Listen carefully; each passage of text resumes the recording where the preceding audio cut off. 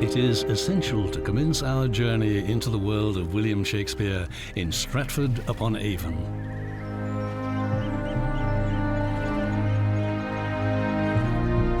It was here that he was born, spent his childhood, fell in love, and raised his children. Stratford was the place to which he returned time and time again.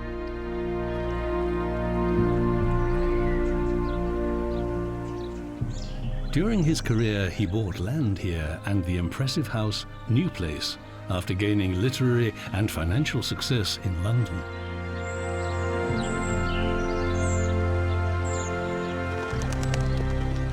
This building, Holy Trinity Church in Stratford upon Avon, is the perfect place to start delving into the life of William Shakespeare.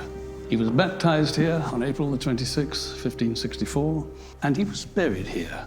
We don't know for certain, but it is possible that Shakespeare's birthday was on the very same day as the day he died, April the 23rd, St. George's Day.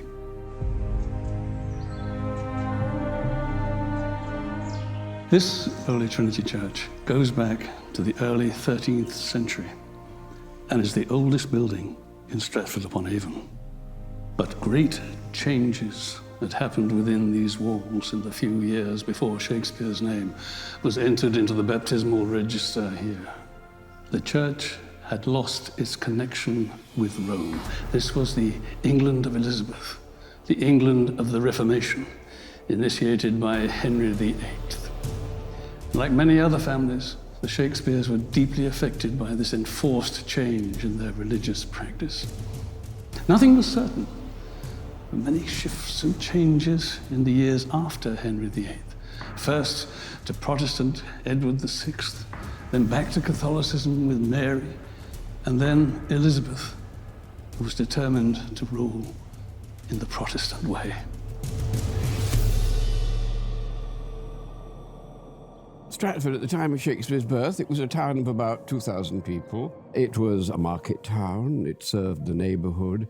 People would come from neighboring villages to bring their produce. Stratford is a town that was predominantly agricultural, and it's very ideally situated for the Cotswolds. So the wool trade was very, very prominent in Stratford.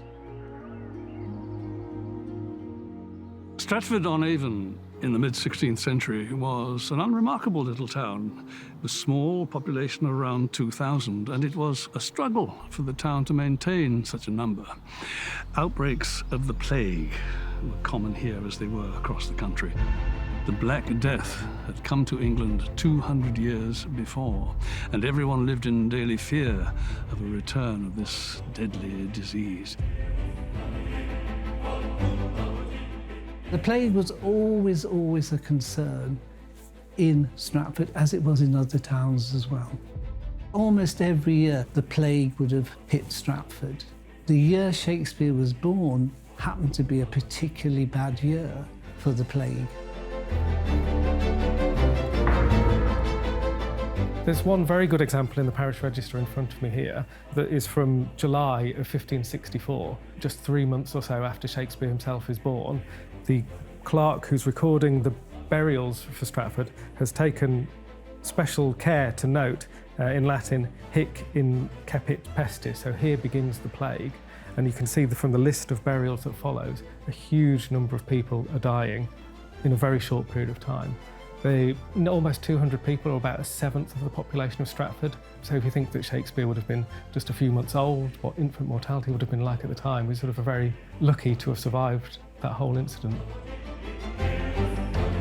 We know that on houses on either side of the house where they were living, children born in the same year as Shakespeare had died from the plague. So he survived. It was in this house in Henley Street that we believe William Shakespeare was born. He was the son of John Shakespeare and Mary Arden. Now, the Ardens were a very well-established family here in Warwickshire. They trace their roots back to before William the Conqueror. And when William Shakespeare arrived, his parents must have seen that as a very great blessing indeed, because they'd already lost 2 baby girls.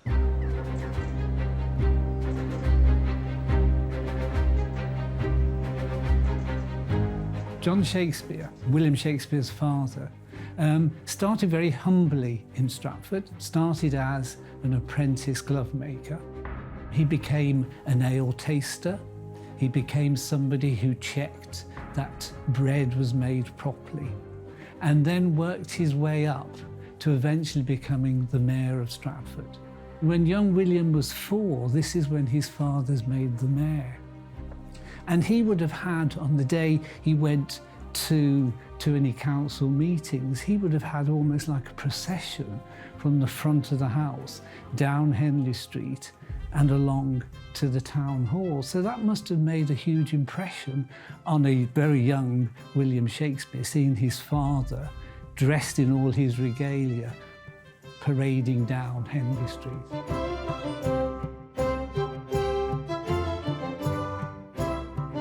He was always known as a glove maker stroke widower. Now, a widower is a tanner but who's producing really fine white leather.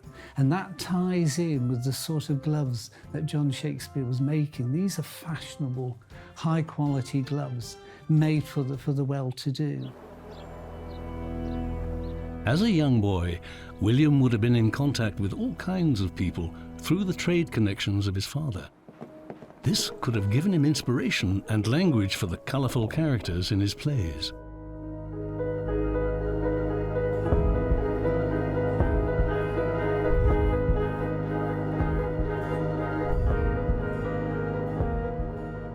John Shakespeare had a mysterious side, which we can only guess at.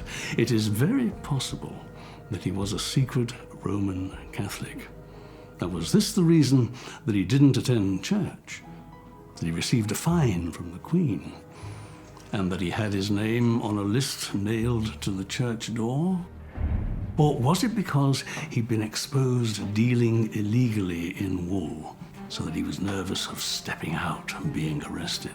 See, this was the atmosphere of the time. If you stretched the law even a little bit, you were reported.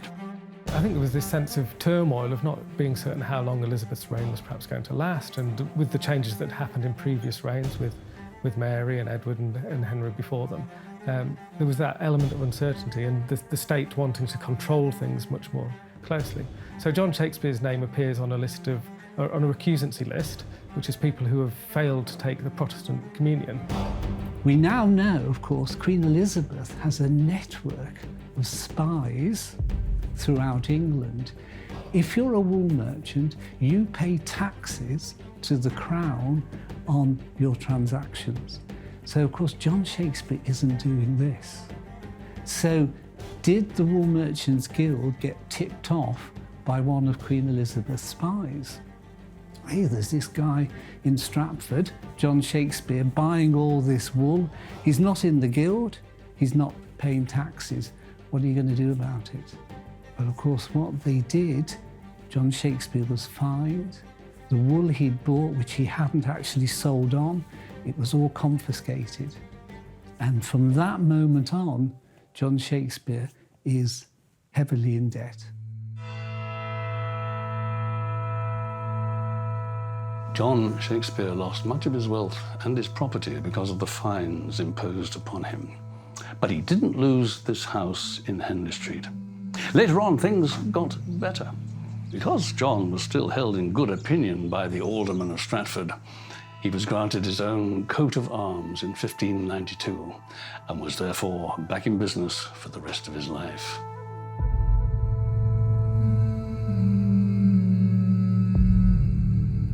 The town in Shakespeare's boyhood had an important school, King Edward School, a foundation of King Edward VI. It would have been a normal education, so perhaps it would be challenging by our standards. It was often said that the Latin and Greek that Shakespeare would have learnt, or any grammar school pupil would have learnt, would be the equivalent to a university classics course today. School starts at 6 o'clock in the morning and they go through the whole day.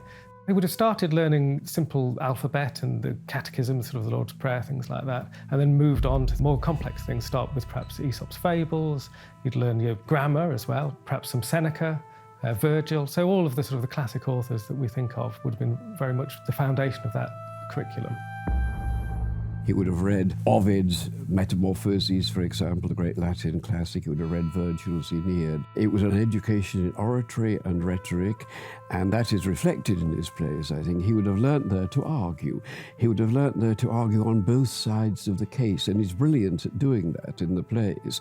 If you take a play like Measure for Measure, for example, where Claudio, the young Claudio, is condemned to death, there's a wonderful scene where the Duke is disguised as a friar, is trying to persuade Claudio to be absolute for death, as he says, and he's trying to persuade him of the consolations of religion, that it's not all that bad to die after all. But then a few hundred lines later, there's a wonderful speech from Claudio, which puts exactly the opposite point of view. Aye, but to die and go we know not where, to lie in cold obstruction and to rot.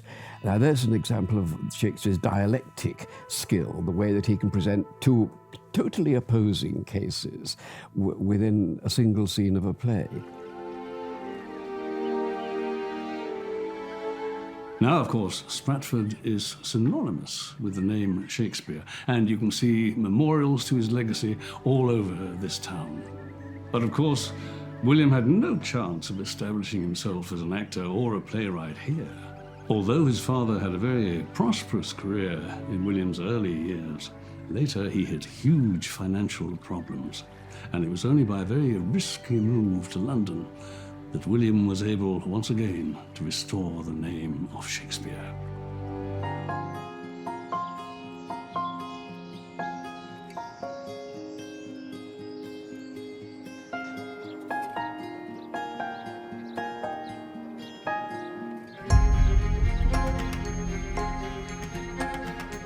This is the cottage of the Hathaway family.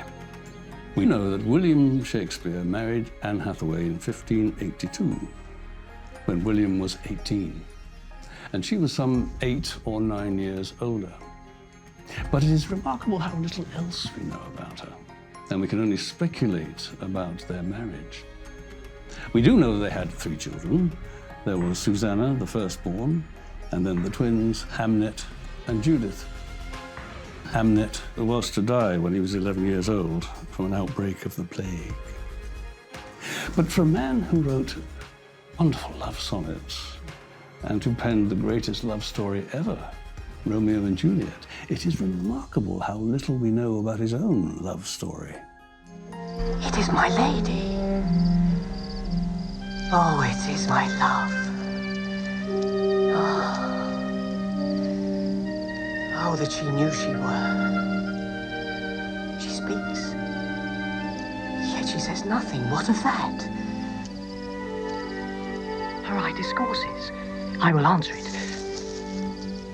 I am too bold. 'Tis not to me she speaks.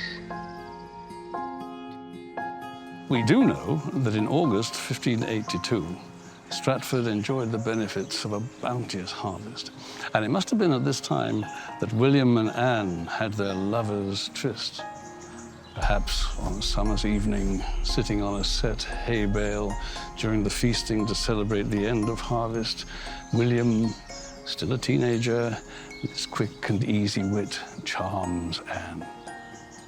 Maybe they had a hand-fasting ceremony. It's an ancient tradition still existing in Warwickshire at the time, in which the couples shared vows and then shared a bed before the official church wedding.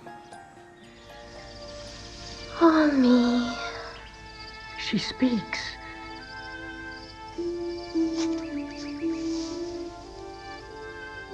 Oh, speak again, bright angel. Oh, Romeo, Romeo. Wherefore art thou, Romeo? The legal age to marry is 21. So if you imagine you're a young man, you've served your apprenticeship, you're in your early 20s, you then have to get yourself a job. And so the logical thing is you're not marrying, and you're not marrying girls from the villages until your mid-20s. So here we have young William Shakespeare, who's only 18, and he's underage. I'm sure she would have had young farmers queuing up to marry her. So what's this young William Shakespeare got going for him at this point in time? Romeo doff thy name, and for that name which is no part of thee, take all myself. I take thee at thy word. Call me but love, and I'll be new baptized. Whatever the details were, we know for certain that Anne became pregnant, and an official church ceremony had to be rushed through before a noticeable bump developed. There was a hurried dash to Bishop's Court in Worcester to enable the marriage to proceed, and the huge sum of £40 was paid as surety for a marriage bond to be paid if the marriage were to prove invalid.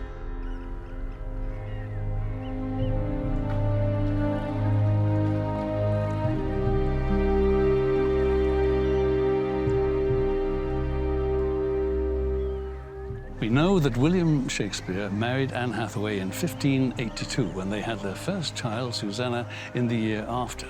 But the years 1585 to 1592 are a time of intense frustration for Shakespeare historians.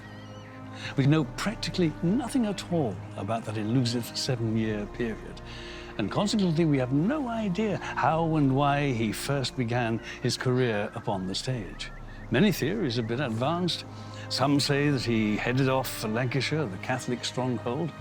An earlier biographer said that he became a schoolteacher in the country. I think it's perfectly possible that he was kept on at Stratford School as an usher, they were called, the assistant schoolmaster. He was obviously a very talented, clever boy. I think it's quite possible that he did some teaching here. Or perhaps he joined a travelling group of players, many of which came through Stratford to perform. And this is where he found his calling.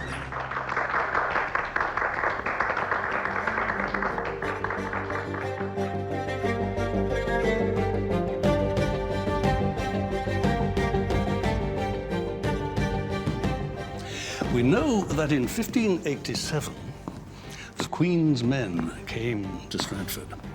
These were a group of travelling players backed by Queen Elizabeth I's government who performed around the country what was essentially propaganda to support her reign. The Queen's men weren't a touring company in the modern sense of the word. No, they were more of a variety act. Acrobatic performances and comic routines alongside the plays. But it is the list of those plays and the fact that they were here in Stratford which is the interesting point. We know from old records that they put on the story of Richard III, the story of King Lear, the famous victories of Henry V, and don't they sound familiar? Is it possible that Shakespeare did join that company and was inspired to write his own version of the stories of the plays that they were producing?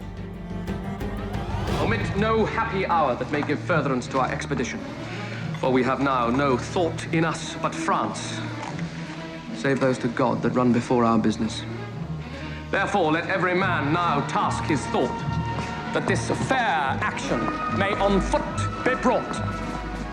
We know that 2 of the Queen's men went and performed in Elsinore, famously the setting for Hamlet. I have heard that guilty creatures sitting at a play have by the very cunning of the scene been struck so to the soul that presently they have proclaimed their malefactions. For murder, though it have no tongue, shall speak with most miraculous organ. Another of the Queen's men, William Nell, was killed in a brawl outside a tavern near Oxford, just before the company came to Stratford.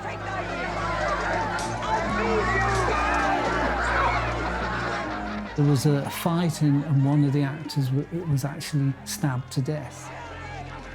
And there is a belief that possibly William Shakespeare stepped in to that role and then carried on and eventually got to London that way. It is possible. But unless some late 16th century document turns up in some old drawer or other, we sadly will have no hard evidence to support this or any other theory. At some point he makes that decision to move to London. We know in Henley Street there was a stable owned by the Greenaways, and he would have hired his horse or had his horse stabled there and then made that journey to London. Whether Shakespeare arrived in London as part of a troupe or followed them on his own, this was a momentous undertaking for him. It would mark the dawn of an unparalleled talent, as the author of a body of work that would be unsurpassed and would influence generations to come.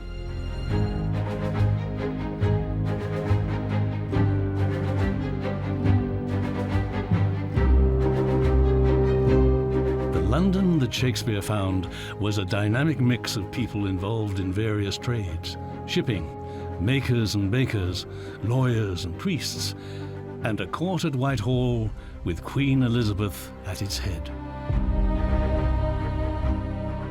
London was about 100 times bigger than Stratford. It was a town of about 200,000 people, a city, of course. It was a walled city with numerous churches, over 300 churches, a cosmopolitan place, of course, being on the Thames. It was a place where travellers would come and go, bringing their goods from abroad. It was a bustling, thriving, busy, in some ways rather sordid place. It was just beginning to have a theatrical community. That begins during Shakespeare's lifetime.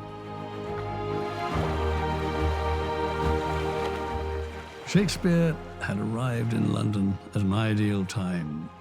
Playhouses dedicated to theatrical performances were a very recent development. Normally, actors and playwrights had to make do with performing in the yards of taverns or in the homes of aristocrats, but now the opportunities were endless. Just as with the invention of cinema and the birth of television, a whole new medium was opening up to the masses, and Shakespeare capitalized on it.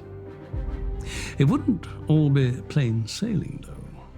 An outbreak of plague struck the city in 1592, and the theatres were shut, just as Shakespeare had hit his stride. But as always, it seems, he adapted quickly, and soon had great success, publishing the narrative poem Venus and Adonis. It was based on Metamorphoses, another narrative poem by Shakespeare's favourite writer, Ovid, whom he adored from the time he first would have encountered his work back at school in Stratford. Shakespeare simply couldn't resist a return to the theatre, and he threw himself almost exclusively into the life of a playwright once the theatres reopened. Perhaps he knew that it was his true calling, or perhaps he simply missed the thrill of acting. It's thought that he took on roles himself throughout his career. Whatever the reason, we can all be very grateful that he turned his back on what seemed to be a more relaxed and lucrative career as a poet. My liege, the noble Mortimer, leading the men of Herefordshire to fight against the irregular and wild Glendower, was by the rude hands of that Welshman taken. 1,000 of his people butchered. Upon his dead corpses there was such misuse, such beastly, shameless transformation by those Welsh women done, as may not be without much shame retold or spoken of. It seems, then, that the tidings of this broil break off our business for the Holy Land. This, met with others, does, my gracious lord. Given that Shakespeare had thrown himself back into the world of a playwright, he was going to need to create new material at an alarming rate. Writer's block didn't seem to exist in Elizabethan England, as theatres had such a very quick turnover of the plays that they staged. Just as he took inspiration from Ovid for his poems, Shakespeare dug deep into a very handy book called the Holinshed's Chronicles of England, Scotland and Ireland. Holinshed's Chronicles is a hugely significant source book for Shakespeare. It's essentially, as the name suggests, a chronicle history of England, Ireland and Scotland. There are two editions of Holinshed, one published in 1577 and this one published in 1587, which is the one that we believe Shakespeare used as a source for much of the history plays.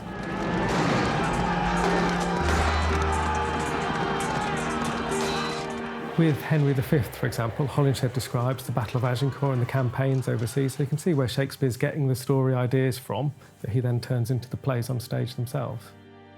For many of our princes woe the while lie drowned and soaked in mercenary blood. Oh, give us leave, great king, to view the field in safety and dispose of their dead bodies. I tell thee truly, Harold, I know not if the day be ours or no. The day is yours. As the 16th century came to a close, Shakespeare had managed to bring together everything that he needed to dominate the London theatrical scene. He knew how to leave audiences in stitches with his early hits, The Comedy of Errors and The Taming of the Shrew. And his trusty copy of Holinshed's Chronicles had provided the material for his plays on the English kings, including Henry VI and Richard III.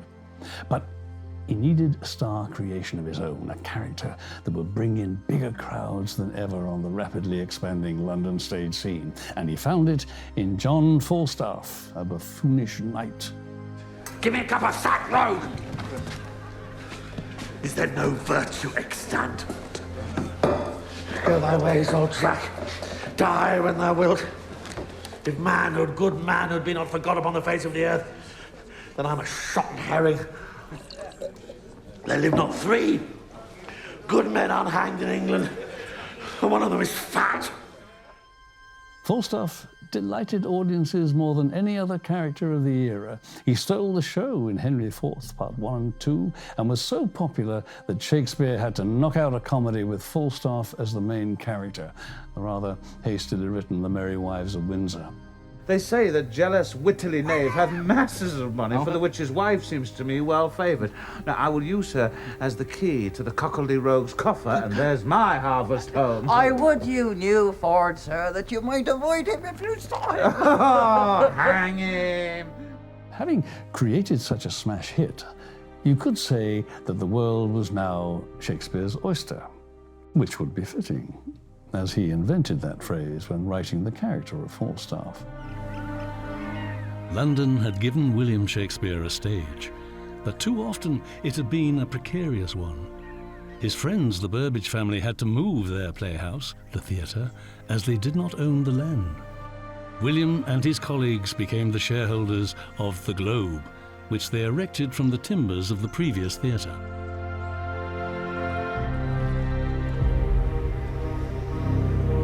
Shakespeare's success in London as a playwright had brought him much fame, sometimes perhaps unnerving when it came to royal attention.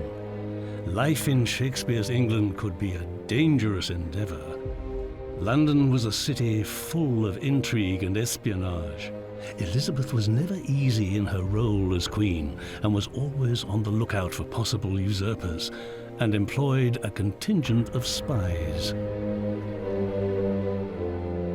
Elizabethan England, with all its excitement, would have been amazingly a vibrant place to live. We know at one point he's living literally a few hundred yards from the Globe Theatre. It was the red light district of London. So, I mean, it's outside the city walls, so people would have been ferried across the Thames, and that's the Soho of the day, really. It's an amazingly lively place.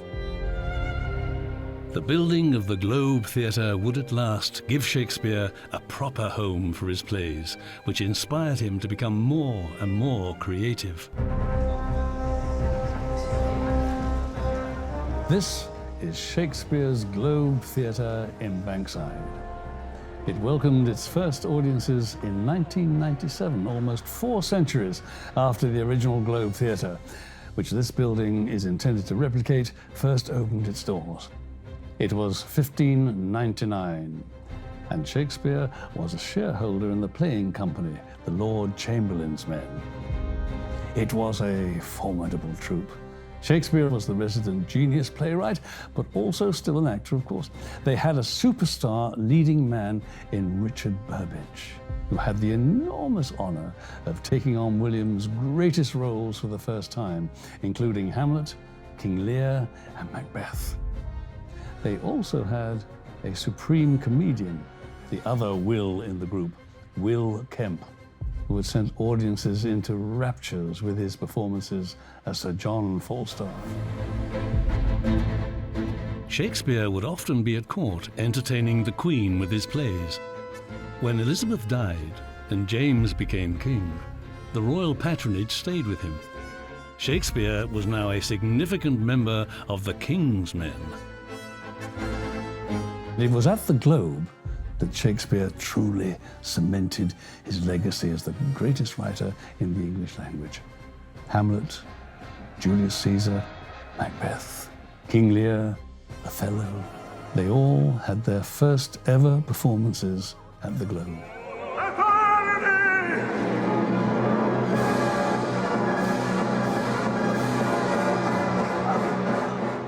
Such a tragedy that it burnt down in 1613. They were having a performance of the play about Henry VIII, All Is True, as it was called at the time.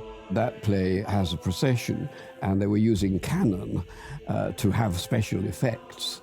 And sadly, one of the cannon was aimed in the wrong direction. Somebody must have got into trouble for that. And it set the thatch on fire, and the theatre was burned down. It must have been a terribly traumatic event for Shakespeare, and it's towards the end of his playwriting career. And I sometimes think that perhaps it was so devastating that that's why he ceased writing plays in the last couple of years of his life.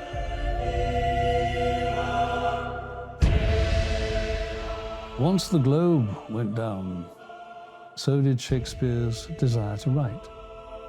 He appears to have produced nothing after this date. Most scholars agree that The Tempest is the last play that he wrote on his own, and it appears to be a deliberate swan song. The character of Prospero relinquishes his magical powers at the end of the play and delivers a poignant speech where he asks the audience to let your indulgence set me free, in a way that many people have interpreted as Shakespeare's own retirement speech. He did collaborate with other authors on a few works after The Tempest, but he appears to have been happy to bring his solo literary career to a deliberate end.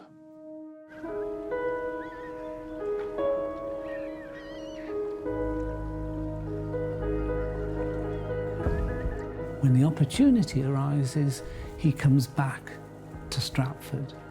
This is where his family, this is where his wife, his children, his siblings are all living, his friends.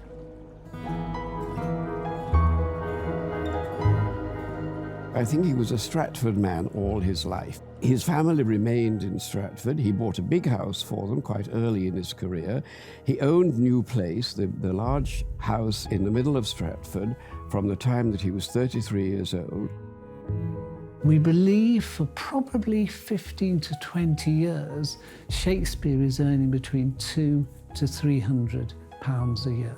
He is a playwright who actually hangs on to his wealth and invests it. And where is he investing it? It's always in Stratford upon Avon. He bought 102 acres of land, which is about the same size as Stratford itself, land to the north of the town. He purchased an interest in the tithes, which he spent a lot of money on. When he was up in court as a witness in a court case in 1614, he was referred to clearly as William Shakespeare of Stratford upon Avon. He was thought of as a Stratford man.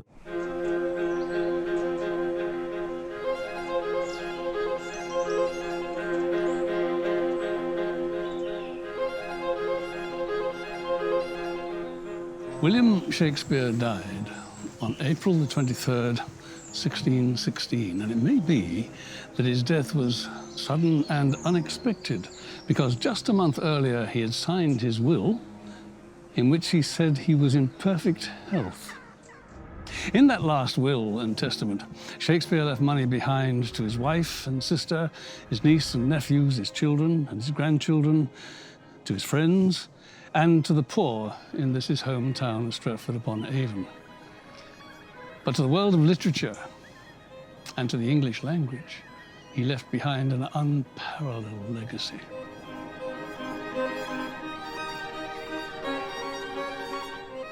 As fated as Shakespeare was in his own lifetime, his legacy, along with all of his remarkable plays, could have easily been lost.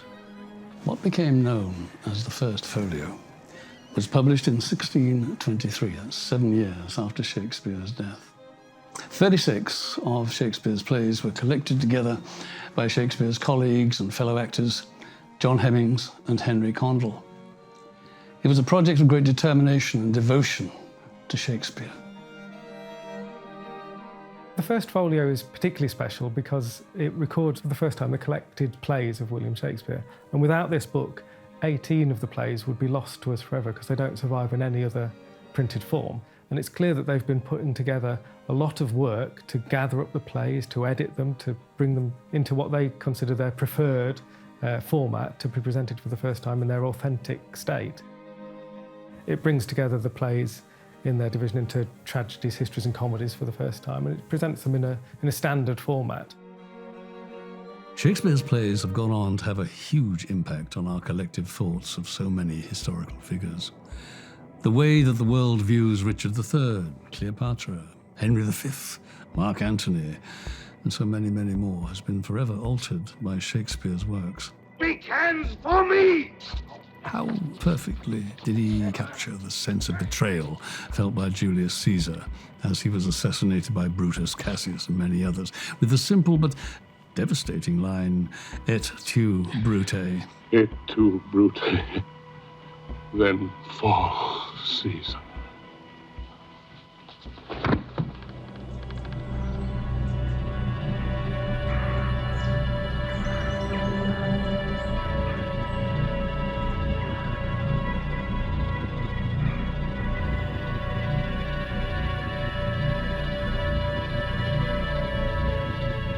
The funerary monument in the Holy Trinity Church may look a little kitsch. It has gone through centuries of retouching after all, but it remains one of the only two images that we are certain was intended to depict William Shakespeare. The other is the Drushout portrait, which was an engraving placed on the front cover of the First Folio, and which Ben Jonson declared was a very good likeness. In 2009, a new portrait of Shakespeare came to light. It was held by the Cobb family, who had had it in their family for many, many years, and saw a relationship between it and another portrait. Lots of research went into these portraits and identified them as being one of William Shakespeare, probably painted during his own lifetime. The Birthplace Trust owns a copy of the Cobb portrait, known as the Shakespeare Birthplace Trust portrait, and it shows him perhaps as a wealthy, more youthful man than has traditionally been the case for Shakespeare portraits. And it's an interesting addition to the sort of the canon of portraiture of Shakespeare, starting with the First Folio and the bust that's in Holy Trinity Church, perhaps being the more traditional views of what Shakespeare would have looked like.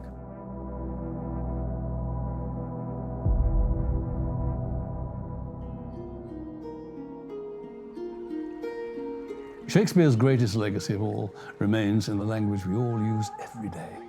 There's the incredible number of words that he coined that are as varied as bedroom, zany, gossip, invulnerable, lustrous, fashionable, monumental, eyeball, savagery, lonely. They all trace back to the bard. He was very fond of expanding the horizons of the English language with his own inventiveness. Shakespeare's had colossal influence. A lot of his plays and poems have produced phrases which are in anybody's mouths. Even if they don't know Shakespeare, a lot of people know what a Romeo is, for example.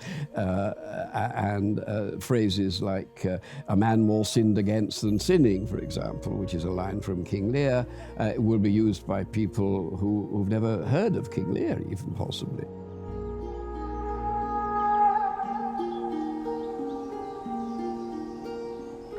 It was Shakespeare's ability to create a turn of phrase that really resonates today, to wait on bated breath, to vanish into thin air, to fight fire with fire, to be made of sterner stuff, to be cruel, to be kind.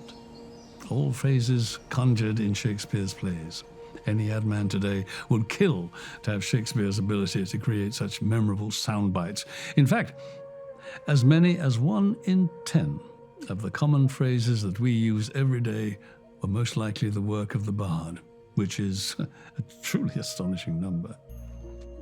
Quite a few of Shakespeare's many phrases have also become the titles of works by later authors. Brave New World, Aldous Huxley's most famous novel, is taken from The Tempest. John Steinbeck wrote The Winter of Our Discontent, title coming from the opening speech of Richard III. Even the very recent hit novel, The Fault in Our Stars by John Green, is taken from Julius Caesar. Shakespeare forever remains the ultimate inspiration.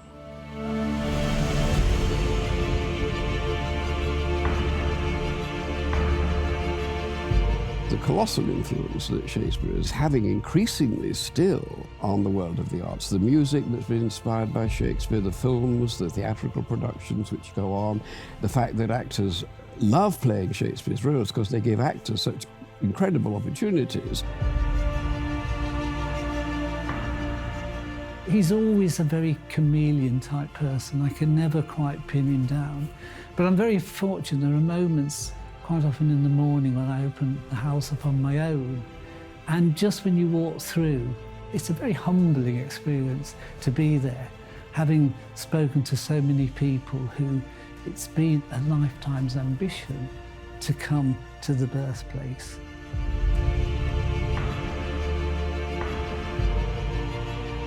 The works go on being replicated and inspiring other composers, inspiring operas, inspiring ballets, novels, poems, so that Shakespeare is now in the water supply. You can't get away from it. Television programs, pop songs, all of them frequently referring to Shakespeare, even subconsciously very often.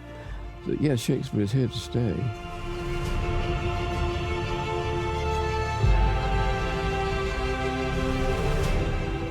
To the reader, this figure that thou here seest put, it was for gentle Shakespeare cut, wherein the graver had a strife with nature to outdo the life. Oh, could he but have drawn his wit as well in brass as he hath hit his face, the print would then surpass all that was ever writ in brass. But since he cannot, reader, look, not on his picture, but his book.